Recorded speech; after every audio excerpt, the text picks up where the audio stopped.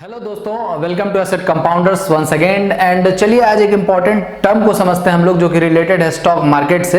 और बहुत ही ज़्यादा न्यूज़ जब भी ये घटना होने वाली रहती है तो न्यूज़ में बहुत ज़्यादा आता है, तो हम समझने की कोशिश करते हैं कि ये टर्म जो हम लोग यूज़ करने वाले हैं वो क्या है। ठीक है, सबसे पहले हम लोग एक चीज़ समझने की कोशिश करते हैं कि मान लो कि मेरे पास 1000 का तो नोट बंद हो गया, 2000 का एक नोट है। ठीक है, मेरे पास 2000 का नोट है, सामने से कोई एक इंसान आता है और मुझे कहता है कि ये 2000 का नोट आप मुझे दे दो और इसके बदले मैं आपको 500 का नोट 4 दे दूंगा। यानी कि 2000 के एक नोट के बदले वो मुझे 500 के कितने नोट देगा? 4 नोट देगा। तो इसका क्या मतलब हुआ? यदि कोई एक नॉर्मल इंसान होगा तो क्या वो उसके लिए मना करेगा?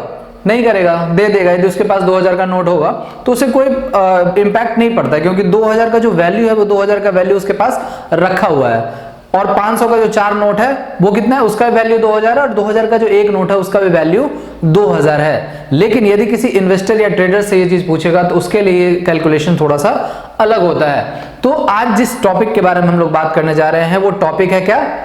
Stock split. बिल्कुल सही समझा आपने, स्टॉक स्प्लिट के बारे में हम लोग बात करने जा रहे हैं। तो स्टॉक स्प्लिट के बारे में हम लोग बात करने जा रहे हैं। तो स्टॉक स्प्लिट अब हम समझते हैं स्टॉक मार्केट के टर्म्स में कि क्या होता है। स्टॉक स्प्लिट क्या होता है? स्टॉक, आपको पता है स्टॉक क्या होता है। स्प्लिट का मतलब होता है उसको तोड़ना, यानी किसी एक स्टॉक को तोड़ देना मल्टीपल पार्ट्स में। हो सकता है कि वो 2 पार्ट में तोड़ दें। एक ये स्टॉक है जिसको हम लोग 2 पार्ट में तोड़ सकते हैं, या फिर इसी स्टॉक को हम लोग क्या कर सकते हैं? 3 पार्ट में तोड़ सकते हैं। या हो सकता है कि 2 स्टॉक के बदले, यदि 2 स्टॉक है हमारे पास, तो इसके बदले हम लोग क्या कर सकते हैं? 3 स्टॉक में इसको डिस्ट्रीब्यूट कर सकते हैं। ठीक है, तो ये इस तरीके से कुछ स्टॉक स्प्लिट हो सकते हैं। यानी एक स्टॉक के बदले हम क्या करते हैं? मल्टीपल स्टॉक्स देने की जो ये प्रोसेस है इसको हम लोग क्या बोलते हैं? Stock split. अब स्टॉक स्प्लिट का क्या औचित्य है, क्या इसका मायने है, ये क्यों लाया जाता है? तो स्टॉक स्प्लिट जैसा कि हमने पहले भी देखा है कि यदि किसी ने हमने 500 के 4 नोट दे दिए और 2000 का एक नोट ले लिया तो हमारे ऊपर कोई इंपैक्ट नहीं पड़ा। उसी तरीके से स्टॉक मार्केट में भी यदि स्टॉक स्प्लिट होता है तो कंपनी के जो टोटल कैपिटल है उसके ऊपर कोई इंपैक्ट नहीं पड़ता है। जो कंपनी का टोटल कैपिटल है, कैपिटल के ऊपर कोई इंपैक्ट नहीं पड़ेगा। क्यों नहीं पड़ेगा? एक एग्जांपल से समझते हैं। मान लेते हैं कि हमारे पास एक किसी कंपनी का XYZ कोई कंपनी है। इस कंपनी का जो शेयर प्राइस चल रहा है वो कितना चल रहा है? 200 रुपए चल रहा है। 200 रुपए पर शेयर इसका प्राइस है। ठीक है, और टोटल जो इसके शेयर मार्केट में है वो कितने हैं? 1000 शेयर्स हैं। ठीक है, तो यदि हम टोटल कैपिटल इसका देखेंगे तो कितना हो जाएगा? टोटल कैपिटल हो जाएगा 200 इंटू 1000, यानी कि 2 लाख। ठीक है, ये हो गया टोटल कैपिटल। अब स्टॉक स्प्लिट हो गया, मतलब एक शेयर के बदले हम मान के चलते फिलहाल कि 1:2, यानी एक शेयर के बदले हम लोग कितने? 2 शेयर में इसको तोड़ रहे हैं। तो यहां पे यदि हम लोग ये काम करते हैं, यानी एक शेयर को 2 पार्ट में तोड़ देते हैं, तो XYZ जो कंपनी है इसका जो शेयर है, अब ये शेयर 2 पार्ट में टूट गया है। ठीक है, 2 पार्ट में टूट गया है और दोनों शेयर का जो प्राइस हो गया है वो भी टूट जाएगा, यानी कि ये 100 हो जाएगा। 100 हो जाएगा, 200 डिवाइडेड बाई 2, यानी कितना हो गया? 100 एंड 100। अब जब ये 100 रुपीज का प्राइस हो गया तो हमारे पास नंबर ऑफ शेयर्स भी बढ़ गए। ये जहां पे 1000 था वो अब क्या हो जाएगा? 2000 हो जाएगा। ठीक है, अब ये 2000 हो गया। अब हम टोटल कैपिटल दोबारा निकालने की कोशिश करते हैं। तो टोटल कैपिटल की यदि बात करें हम लोग, तो अब हमारे पास जो प्राइस है वो कितना है? वो प्राइस है हमारे पास 100 रुपए। ठीक है, 100 रुपए का प्राइस है। और अब हमारे पास स्टॉक कितने हैं? पहले जहां 1000 स्टॉक थे अब कितने हैं? 2000 स्टॉक हैं। तो यदि इसको फिर से हम लोग मल्टीप्लाई करेंगे तो कितना आएगा? 2000 इंटू 100, यानी कि 2 लाख, जो कि पहले भी यही था।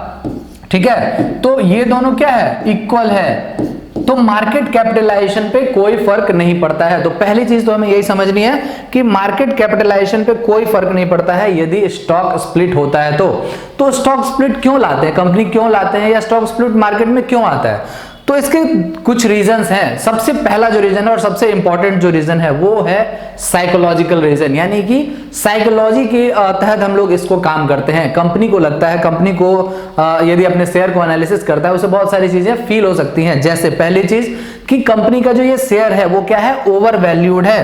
कंपनी का जो ये शेयर है ओवर वैल्यूड नहीं है, मतलब ज्यादा प्राइस है। तो यदि ज्यादा प्राइस होगा किसी शेयर का, हम लोग बात करते हैं जैसे मान लो ये अभी शेयर जिसकी हम लोग बात कर रहे थे, इस शेयर का प्राइस कितना था, मान लेते हैं स्टार्टिंग में 200 रुपीज था।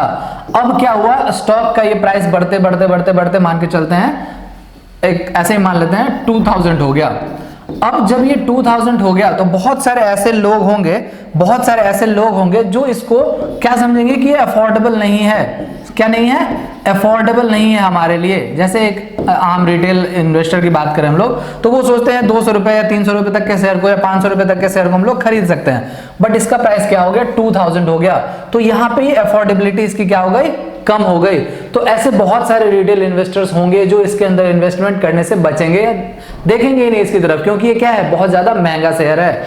फॉर एग्जांपल जैसे अभी यदि बात करें हम लोग एमआरएफ का शेयर, सबको पता है कि बहुत ज्यादा महंगा है, और कितने लोग हैं जो इसके अंदर अभी ट्रेड करते हैं, नहीं करते हैं। ठीक है, क्यों, क्योंकि इसका जो एक शेयर का प्राइस है वो काफी ज्यादा महंगा है, तो लोग इससे थोड़ा सा अलग ही रहते हैं। तो इस तरीके का चीज जब आता है मार्केट में और कंपनी को लगता है कि इससे क्या हो गई, लिक्विडिटी हमारी थोड़ी सी कम हो रही है, तो लिक्विडिटी बढ़ाने के लिए क्या करते हैं, कंपनीज स्टॉक को स्प्लिट कर देते हैं। यानी कि मान लो कि 2000 का ये रेट हो गया था, 2000 का इस स्टॉक का रेट हो गया था, तो इसको स्प्लिट कर दिया 3 पार्ट में या 2 पार्ट में या 4 पार्ट में मान के चलते हैं, कर दिया। तो ये कितने का हो गया, 500 का ये चारों शेयर हो गया। ठीक है, तो जब ये 500 का शेयर हो गया तो जो लोग 500 तक अफोर्ड कर सकते थे वो क्या कर सकते हैं, इसके अंदर 2 स्टॉक खरीद सकते हैं या 3 स्टॉक खरीद सकते हैं या एक सिंगल स्टॉक भी खरीद सकते हैं अपनी इच्छा के अनुसार। बट ये वो अफोर्ड कर सकते हैं, जहां 2000 वो अफोर्ड नहीं कर पा रहे थे वहां ये 500 रुपए अफोर्ड कर सकते हैं। तो ये एक साइकोलॉजी होती है कि हम अफोर्डेबिलिटी को बढ़ा देते हैं, जिसकी वजह से जो छोटे इन्वेस्टर्स होते हैं वो भी उसको खरीद सकते हैं, उसको बाय कर सकते हैं उस स्टॉक को। तो पहली ये साइकोलॉजी है। दूसरी चीज ये होती है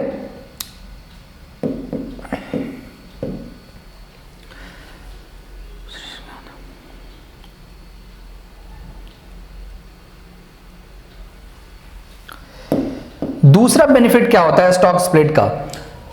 दूसरा बेनिफिट ये होता है कि मान लो कि आपके पास पहले 2000 का एक शेयर था या 2000 के 3 शेयर थे। ठीक है, 2000 के 3 शेयर थे आपके पास।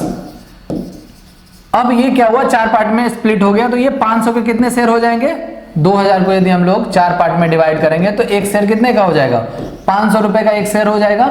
वहीं पे यदि हम लोग 3 शेयर की बात करें तो 3 शेयर कितने हो जाएंगे, अब 12 शेयर हो जाएंगे। ठीक है, तो 500 के कितने हो गए हमारे पास, 12 शेयर्स हो गए। अब यहां पे क्या होता है कि लोग अपने आपको डाइवर्सिफाई करना भी आसान हो जाता है यदि हमारे पास स्टॉक स्प्लिटेड है। तो अब मान लो कि 3 शेयर है हमारे पास, तो हमारे पास बहुत ज्यादा ऑप्शन नहीं है, 3 ही शेयर है हमारे पास। अब इसमें से हम यदि चाहें 2 बेच दें, 1 रख लें, या 1 बेच दें 2 रख लें, इस तरीके से हम लोग कर सकते हैं। बट जब हमारे पास 12 शेयर होंगे तो 12 शेयर में हमारे पास काफी ज्यादा ऑप्शन है। हम 3 शेयर को रख सकते हैं, 4 को बेच सकते हैं। अब मतलब उसके अंदर हम लोग मल्टीपल तरीके का एक्शन ले सकते हैं, क्योंकि हमारे पास क्या है, एक लार्ज नंबर ऑफ शेयर्स है हमारे पास। तो एक बेनिफिट क्या है स्टॉक स्प्लिट का, कि हमारे पास अपने आप को मल्टीपल एक्टिविटीज हम लोग उस पर्टिकुलर स्टॉक्स के साथ एक्ट कर सकते हैं। यानी कि अपने आप को क्या कर सकते हैं, प्लान कर सकते हैं, स्ट्रेटजी ज्यादा अच्छे से बना सकते हैं हम लोग यदि हमारे पास नंबर ऑफ शेयर्स ज्यादा होते हैं। तो स्टॉक स्प्लिट होगा तो ऑब्वियसली नंबर ऑफ शेयर्स ज्यादा हो जाएगा। तो यहाँ पे एक दूसरा फायदा ये क्या है कि हम लोग अपने स्ट्रेटजी को स्टॉक के ऊपर ज्यादा अच्छे से डाइवर्सिफाई कर सकते हैं, ज्यादा एक्शनेबल या ज्यादा हमारे पास ऑप्शन हो जाता है उसके साथ ट्रेड करना या इन्वेस्ट करने को लेकर। तो स्टॉक स्प्लिट का दूसरा फायदा ये है।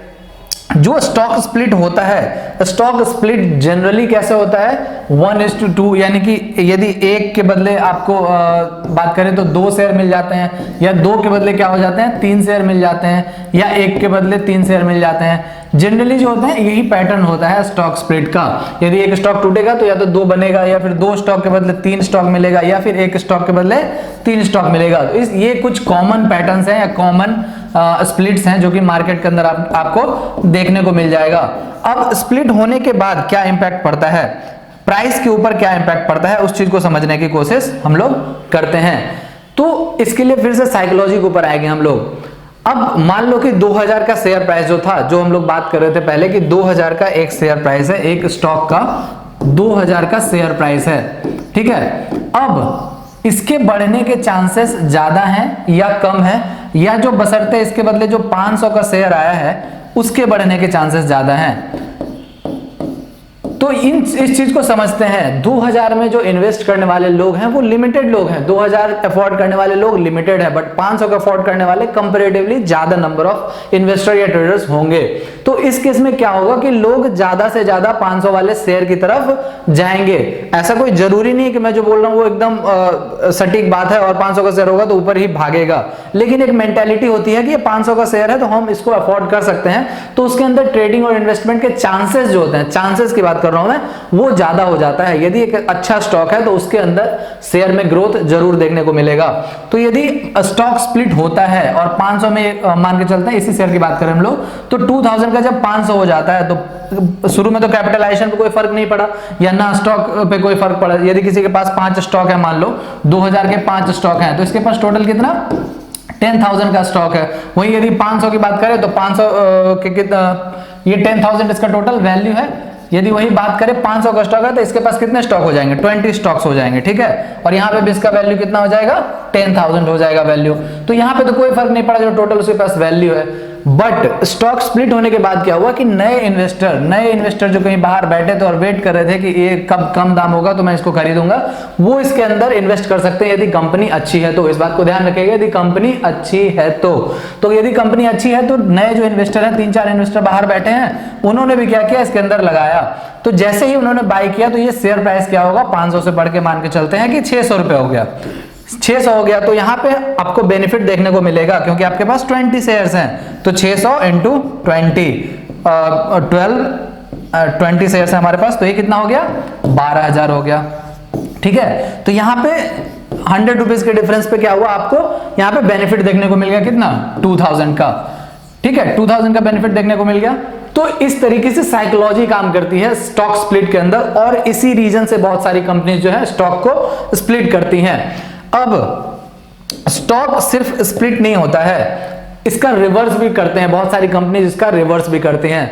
कब करती हैं रिवर्स, तो रिवर्स करने का कारण तब होगा जब मान लो कि कोई स्टॉक है, कोई एक स्टॉक है जो कि एक अच्छे खासे 2000 का स्टॉक है और ये कंपनी ने अच्छा परफॉर्मेंस नहीं किया और इस स्टॉक का जो प्राइस है वो गिर के 400 आ गया, 40 रुपीज आ गया मान लो। तो इस केस में इसका क्या हो जाता है, वैल्यूएशन इसको जब कम लगता है और तब इस केस में क्या करते हैं कंपनीज, क्या कर देती हैं, उनको रिवर्स स्प्लिट कर देती हैं। उसके अंदर क्या होता है, जैसे हमारे एक स्टॉक के बदले मल्टीपल स्टॉक्स पहले उन्होंने दिए, उसी तरीके से उसका रिवर्स हो जाएगा, यानी मल्टीपल स्टॉक्स के बदले वो हमें एक स्टॉक देते हैं जिसका वैल्यू क्या होता है, कंपैरेटिवली ज्यादा होता है। जैसे मान लो कि हमारे पास 2000 का एक स्टॉक है, मतलब 10 स्टॉक है। अब कंपनी ने बोला कि हम इसको क्या कर रहे हैं, स्प्लिट रिवर्स स्प्लिट कर रहे हैं। तो इसके अंदर क्या होगा, ये जो 10 स्टॉक है इसके बदले हमें हो सकता है कि 5 स्टॉक मिले, बट इसका वैल्यू क्या हो जाएगा, उस केस में बढ़ जाएगा। इस कभी भी मार्केट कैपिटलाइजेशन के ऊपर इफेक्ट नहीं पड़ेगा। 10 स्टॉक के बदले क्या हुआ, हमें 5 स्टॉक मिल रहा है, यानी कि क्या हो गया, ये हाफ हो गया, ठीक है। यानी कि 2 इसका क्या है, मल्टीप्लाई, ये इस 2 से हमने मल्टीप्लाई किया, यानी कि 10 के बदले हमने 5 स्टॉक मिला है। तो इसका वैल्यू क्या हो जाएगा, 2000 से बढ़ के कितना हो जाएगा, 2000 से बढ़ के 4000 हो जाएगा। तो ये 4000 हो जाएगा इस प्राइस का दाम, मतलब इस स्टॉक का दाम। तो इस तरीके से स्टॉक स्प्लिट जो है वो किया जाता है, ये साइकोलॉजी के अंतर्गत स्टॉक स्प्लिट होती है।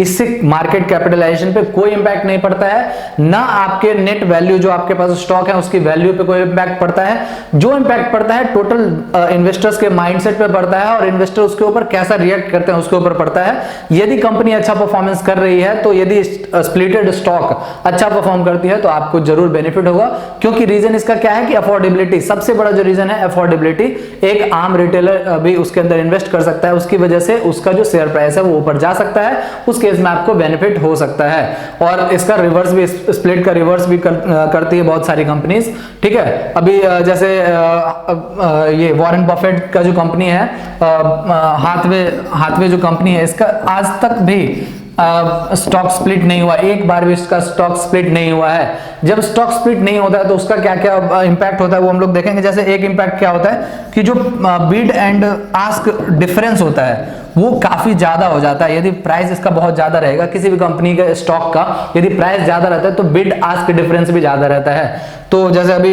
हैथवे की बात करें हम लोग तो $100 का इसका बिड आस्क डिफरेंस रहता है, ठीक है। तो ये चीजों को भी कम करने के लिए कंपनीज जो है स्प्लिट करती हैं और बहुत सारे कॉर्पोरेट एक्शंस लेती हैं। तो स्टॉक स्प्लिट क्या है, एक कॉर्पोरेट एक्शन है जो कि कंपनीज लेती हैं due to some reason to increase the liquidity और affordability of the investors, and इसके बहुत सारे इंपैक्ट होते हैं मार्केट पे। तो दोस्तों इस वीडियो को हम लोग यहीं पे करते हैं एंड। वीडियो अच्छा लगा हो तो वीडियो को लाइक कर दीजिएगा, चैनल को सब्सक्राइब कर दीजिएगा और ऐसे ही इंफॉर्मेशन देखने के लिए हमारे साथ जुड़े रहें। Thanks for watching this video.